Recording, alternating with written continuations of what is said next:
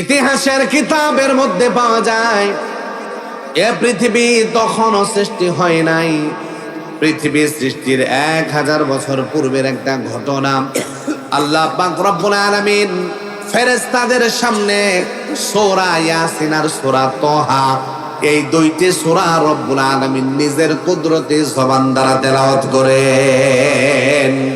মুসলমান বন্ধুরা আমার, তখনও পৃথিবী সৃষ্টি হয় নাই।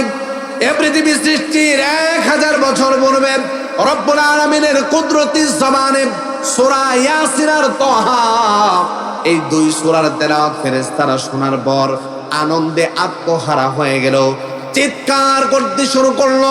ফেরেশতারা বলতে শুরু করলো, কতই না ভাগ্যবান, কতই না ইজ্জতওয়ালা, কতই না সম্মানওয়ালা, কতই না পাওয়ারফুল ওয়ালা জাতি হবে ওরা, যাদের উপরে রব্বুল আলামিনের এই কালামুল্লাহ নাজিল করা হবে।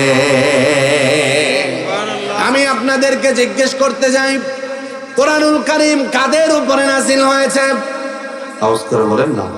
আল্লাহ পাক রব্বুল আলামিন এই কোরআনকে পাহাড়কে দিতে চেয়েছিলেন, জমিনকে দিতে চেয়েছিলেন, আসমানকে দিতে চেয়েছিলেন, পৃথিবীর সকল শক্তিশালী সৃষ্টিগুলো রবকে জানিয়ে দিলেন, রব আমরা আপনার এই দামি আর এই ওজনওয়ালা এই কালাম আমাদের মতন সৃষ্টি এটা গ্রহণ করতে পারবে না।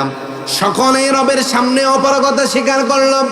আল্লাহ পাক রব্বুল আলামিন এমন ওজনের দামি কালামুল্লাহ আল্লাহ পাক আপনার আমার উপরে নাযিল করলেন, অথচ রব জানায় দেয় আমরা অনেক দুর্বল। কথা কোন ঠিক কিনা? কেমনে বুঝবেন দুর্বল? এত শক্তিশালী মানুষ, সামান্য একটা মশা যদি আমাদের নাক দ্বারা ভিতরে প্রবেশ করে, বলেন তো নিজের অবস্থা